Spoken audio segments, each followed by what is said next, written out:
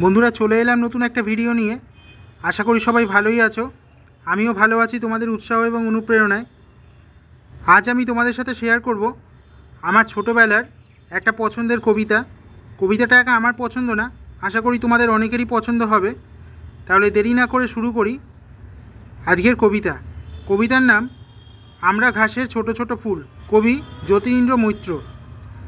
আমরা ঘাসের ছোট ছোট ফুল, হাওয়াতে দোলাই মাথা, তুলনা মোদের দোলনা পায়ের, ছিল না নরম পাতা, শুধু দেখো আর খুশি হও মনে, সূর্যের সাথে হাসির কিরণে কেমন আমরা হেসে উঠি আর দুলে দুলে নারী মাথা।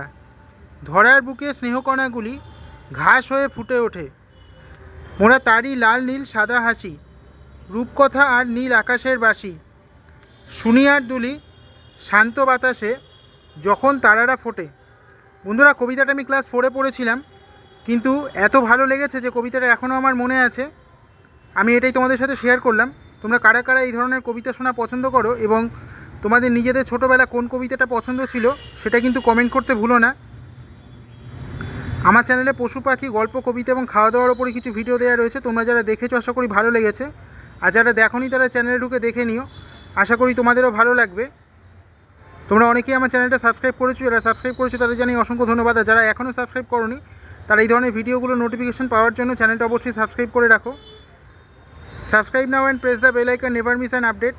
चैनल से जुड़े रहने के लिए चैनल को सब्सक्राइब कीजिए, पास में दिए गए बेल आइकन को ऑल पे कीजिए ताकि नोटिफिकेशन आपको मिलेगा।